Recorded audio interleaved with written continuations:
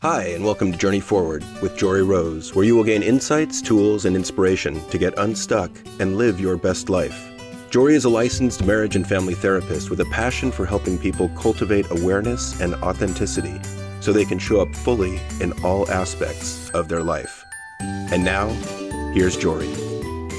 Hey everyone, it's Jory and welcome back to Journey Forward with Jory Rose. I'm so grateful that you tuned in today. So thank you for allowing me to share this time with you, whether you're taking a walk or perhaps you're in your car or maybe at home, wherever it is that you enjoy listening to your podcast episodes. I am always grateful when you tune in.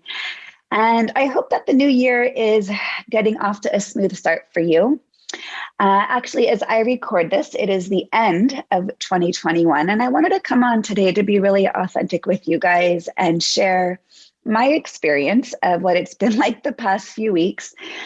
Perhaps you can tell in my voice, if you are familiar with the podcast, that my voice sounds a little bit scratchy, and it's because I am actually getting over COVID. So this has been a very interesting end of the year, as my daughters and I have been pretty conservative since the beginning of COVID, doing everything possible to stay healthy and being vaccinated and masking while still trying to balance living our lives. And towards the week of Christmas, we started not to feel great. And I have to just share, this episode is going to be about my experience and what I have learned from getting COVID. And there's been a lot of different layers to this. It's been a fascinating couple of weeks to both be in it and then to observe our process. So I'm just going to share with you a couple of things that have been on my mind as we've been here quarantining and as we've been getting better. And ultimately, the thing that I keep coming back to is gratitude. So I'll get there in just a moment. But to start off, it's such a fascinating time to be human right now.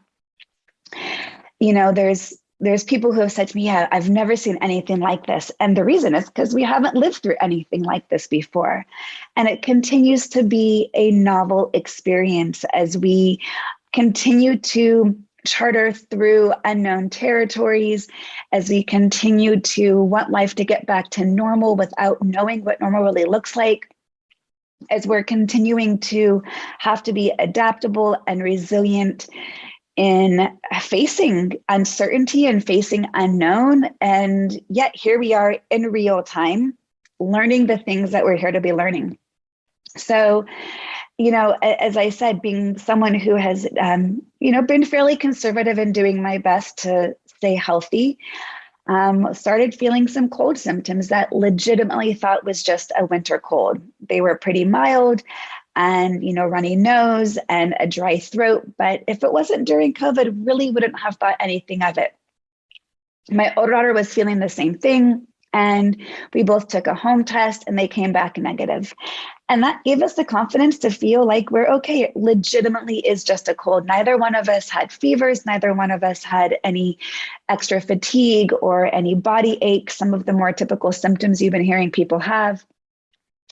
And yet a few days later, as I took my dog up to the groomer, there happened to be a walk-in clinic next door, and I decided to just stand online. Funny little stories I'll share with you through that experience. I didn't plan on being up there, and it was early in the morning, and as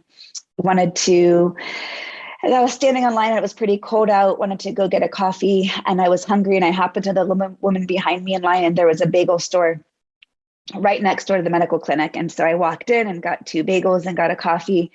And I had the thought, since it was during the holidays, of, oh, wouldn't it be so generous of me to go buy warm bagels? I had just come out of the oven to buy warm bagels for everyone standing in line. And then I thought, wait a second, it's COVID. No one's going to take food from a stranger right now. I chuckled at the belief that it really was the thought that counts, as far as wanting to just extend some kindness and extend some generosity during the holidays. And ultimately walked out with no bagels for everyone, but just for myself and the woman who I knew behind me. But it was a really interesting idea because what could otherwise be a real act of generosity to strangers during a time, where giving seems to be a beautiful practice to practice, I couldn't go there, which was a very strange experience for me. Nonetheless, took the test and it came back positive, and ended up, here we are at the end of our quarantine as we're just coming up on New Year's. And I went through a series of different emotions, and people have asked me, people who haven't had COVID, what has it been like testing positive? What has been your emotional experience? And I have to say, it's kind of been all over the board. One of the interesting emotions that has come up pretty early on was this sense of curiosity around shame. Was I feeling shame? Did I do something wrong? Could I have prevented getting it? Not only that, but then feeling bad of potentially who I saw that I could have infected. And I had to keep reminding myself, we're in the middle of a worldwide pandemic.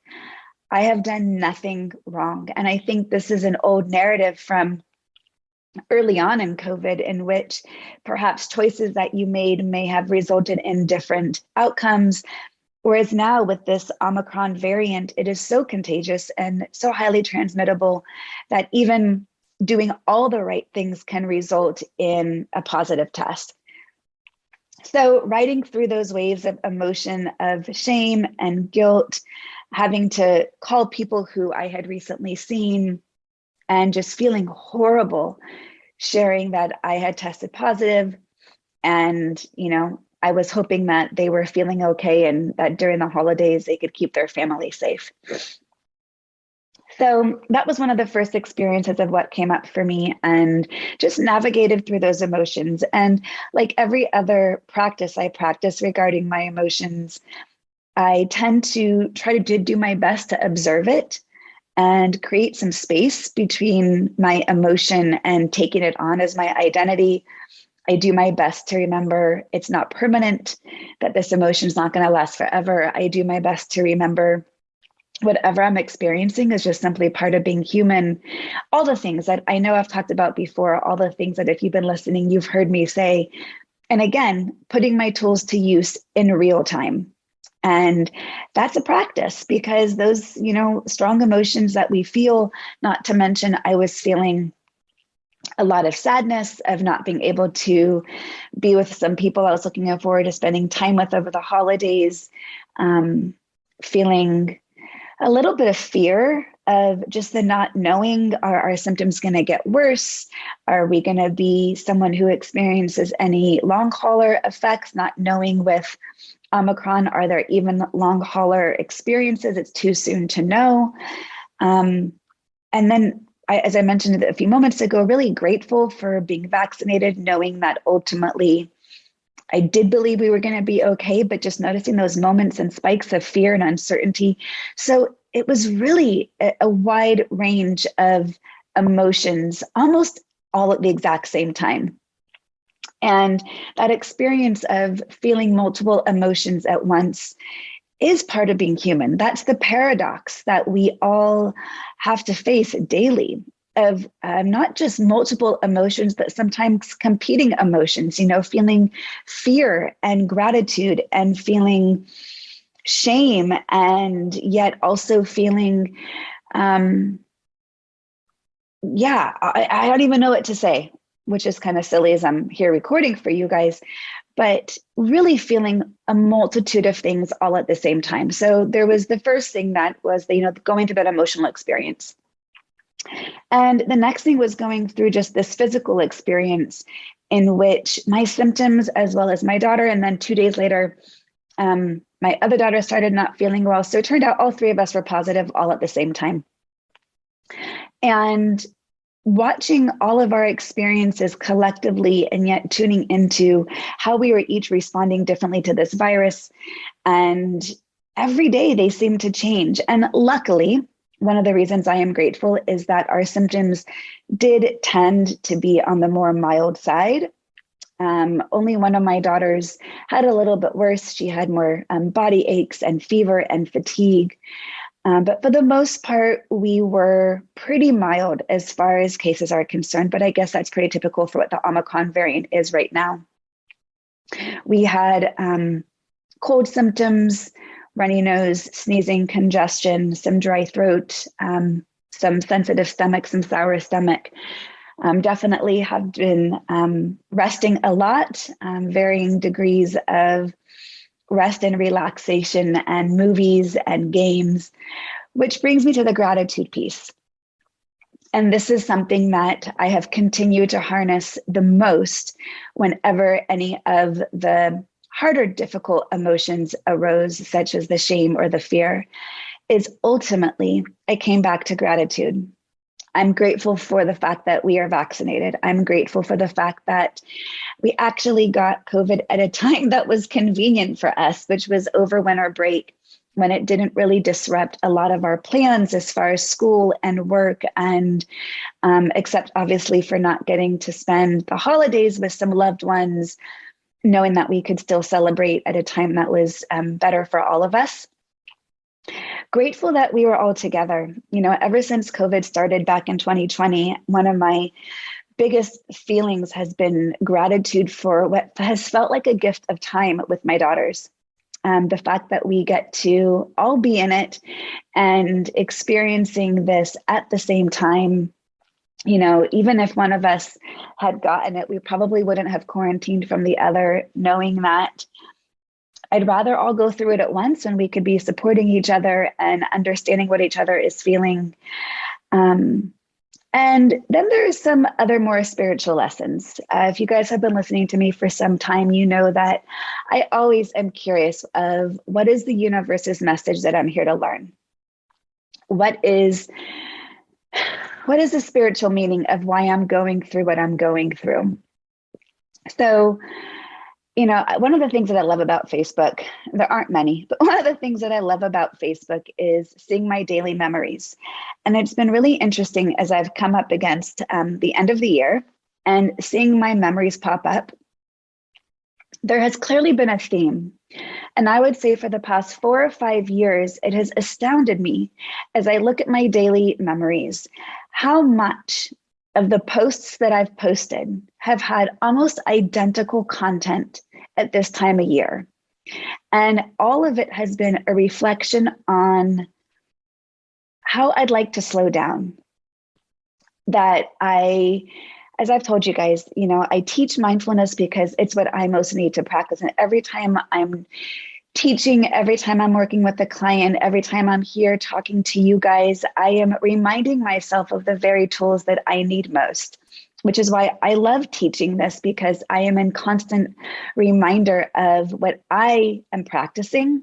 And I am in a constant practice because these are the tools that have helped me through all of the hardest points in my life, and not only getting through the difficult moments, but harnessing all the positive moments to really stay present, to really practice acceptance, to come into my breath, to be able to decrease expectations. I mean, you name it. This is why I practice. And yet, one of the messages the universe continues to send me over and over and over and over again is, Jory, slow down. And this was reminded to me by looking at my recent Facebook memories. At this time of year, I am setting intentions for the upcoming year that this will be the year that I do less. This will be the year that I be more. This will be the year that I find balance. And I have to say, I'm a little bit embarrassed as I've looked back upon all of these Facebook memories from year to year to year. I don't think I really met those intentions that I most set out for until now. This is why I truly believe my timing of having gotten COVID right now, this is the message I'm here to receive. Because clearly my Facebook memories have shown me I have set the exact same intentions for at least the past 5 years, and I have not been able to enact them. Now, let me just give a little caveat to say, the reason I haven't slowed down over the years is because my enthusiasm my drive, my excitement to create new content, to grow my business, to fulfill some professional and personal dreams of mine. I love what I do so much that it oftentimes doesn't feel like work. The challenge, therefore, resides in the fact that I'm not creating enough balance in my day or in my week to truly enact some of the self-care that I know I most need, to give my brain a break, to rest, to play, to just be rather than do. So while I'm practicing many of the mindfulness tools that I teach, I'm not slowing down. I have kept at a pace that I know is not sustainable. And I wanted to share this with you guys because perhaps you are needing to hear something similar. So, what is the message that the universe keeps sending you that you haven't listened to, or maybe you thought you have, but you actually haven't embodied in a way that actually is going to create the change that you really need to create in your life for you to truly feel aligned, for you to truly feel in balance, for you to truly feel at your optimal health? Because I am working on helping others cultivate the tools to increase their overall well-being. In fact, I've created a recent guide. If you've been on my social media, you've seen that I've done daily videos about this. I've posted a lot about this. And yet, there's got to be more than just practicing our breath work or acknowledging our thoughts or our emotions or acceptance or gratitude or compassion or loving kindness. What else do you need to increase your well-being, to feel balance in your life? And for me, what I have learned in getting COVID is I need to practice saying no more often and be discerning in how I spend my time. And in fact, just this week, while recovering, I've made some hard choices to say no to opportunities, that one of which I already began, which I feel horrible because it feels really icky to me and uncomfortable to stop something I've already started. But I also know I wasn't in alignment. And if I'm coming from a place of authenticity, and if I'm coming from a place of what do I want to be accountable for?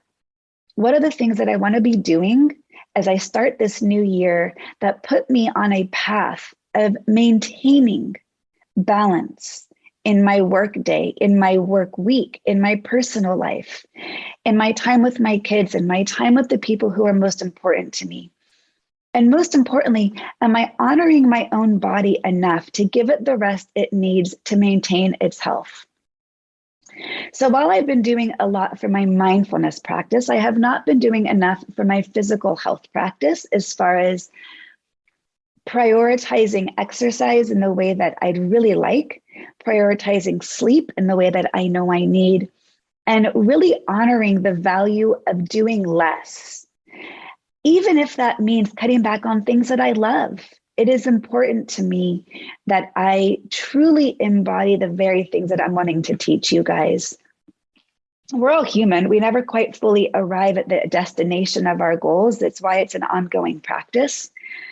But I know that this is why I got COVID right now.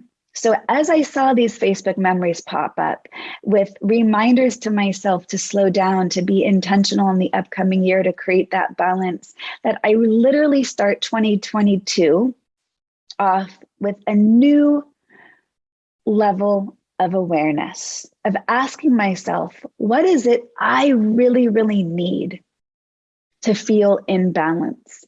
What is it I really need to be able to make discerning choices in how I spend my day? What is it I really need to honor for myself, to prioritize the things that I know that are best for me? And this is why I truly believe I have been given this gift of time in which I have slowed down, which I have done less, in which I have made discerning choices in how to move forward, that feel in alignment with my intentions, with my values, with prioritizing my physical health, my mental health, my emotional health, my spiritual health, and my relationships. So, these are really big things for me to honestly face, because it's hard for me to admit that I've been working on it and perhaps I haven't quite succeeded in the way that I thought I did. So I wanted to be really honest with you guys and share this experience, because I know if I'm needing to learn this lesson, that I know I'm also not the only one, and that my own vulnerability of acknowledging where I continue to stay stuck hopefully offers to you the humanness and the validation that going through life right now is hard. And, part of why I stay so busy is because I'm just so service driven. I've wanted to create courses and content and write my gratitude book and podcast episodes and social media and build my business. And that's all great. And if I am not attending to myself in the way that my body and mind and spirit are needing, none of the rest matters. So I've been doing a fairly good job. I give myself a solid, probably a solid B if I'm grading myself. But I'm here to improve.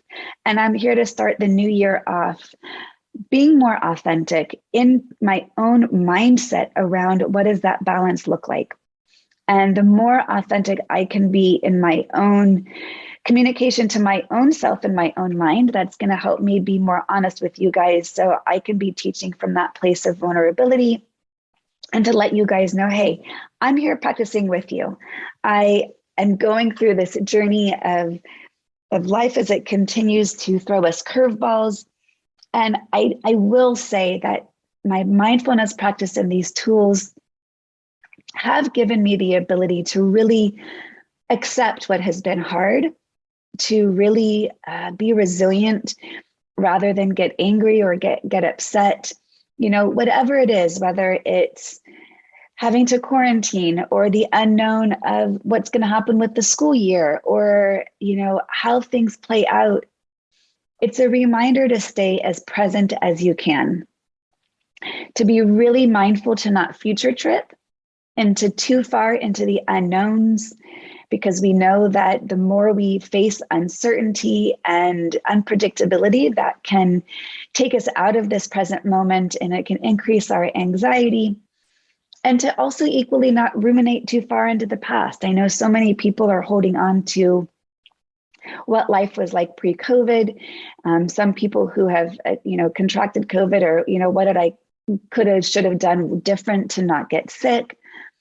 And those are all great curiosities, but if we stay stuck there, if we stay stuck in rumination, that does not serve us here in this present moment. So thanks you guys for tuning in. I hope that something here resonated for you around whatever it is you're facing in your life, for you to acknowledge whatever emotions are arising, even if they are competing emotions, that paradox of feeling multiple emotions at once, to know that that's normal, to just allow and honor them all to exist, knowing that they're not going to be here forever. This emotion is not permanent, it's not personal, and that it is simply part of being human to feel whatever it is that you are feeling, and to really, really get clear with yourself. What are you needing in this new year? Whatever you've said in the past, whatever you've set either intentions or if you make New Year's resolutions, but as we continue to face a lot of unknowns in this upcoming year, what is it you most need to feel aligned, to feel present, to be happy, to feel healthy, and however which way you define health? And whatever it is that you're going through, to just get curious, what's the message I'm here to learn? What is the universe here to teach me right now? And can I step out of my own way to be able to hear it? And not just hear it in the way that I want to, but the way that I am actually really needing to.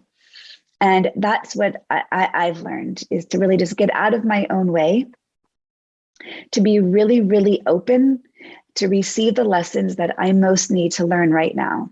So I am here proclaiming that 2022 is going to be a year for me in which I do less, but also in which I create the systems to be more efficient so I can still achieve my goals.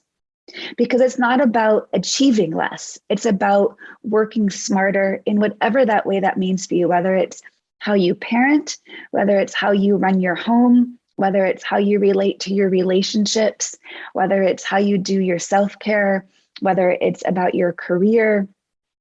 Whatever way you are relating in which you feel that you're just spinning your wheels or chasing your tail, let this be a time for you to pause and say, what's not really working? And how can I do things differently so I feel less overwhelmed, less tired, more in balance, so I can really be present and enjoy where I'm at and who I'm with, so I can actually live my life to the fullest, regardless of whatever is arising.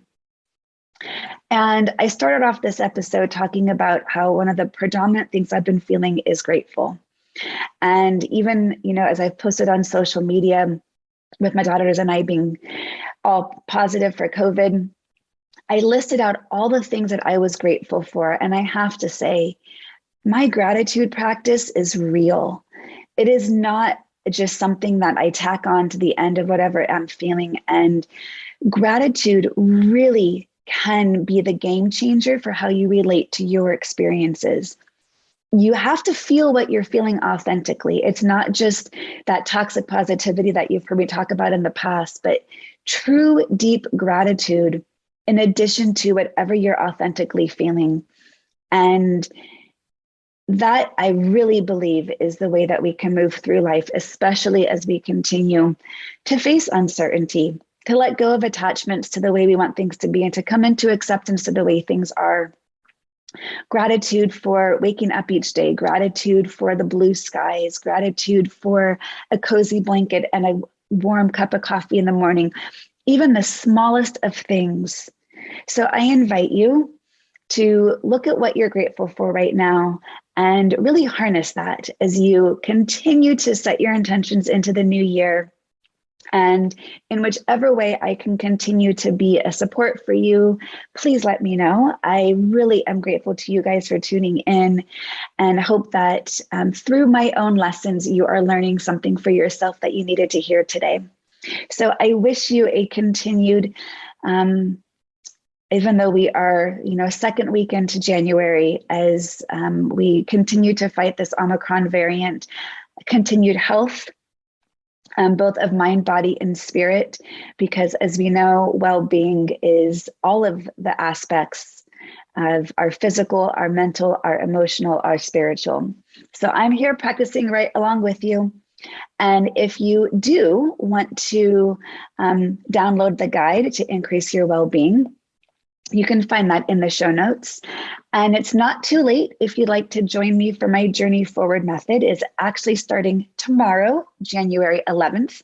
And if you've listened to this episode past January 11th, do not worry. I am planning on a spring cohort that will likely be in April. So this is a course that I will be teaching ongoing throughout the year. So if this perhaps is something you're wanting to do, but the timing is not right, not to worry. I will be offering the Journey Forward method many, many times in the upcoming future, because I am here to be in service, to guide you guys through the tools that I know that we as humans are most needing right now, the tools to get unstuck, to stop ruminating on the things that we cannot control or cannot change, but to really tune into our own agency and our own ways that we can be more in alignment so we can be human to the very best of our capabilities.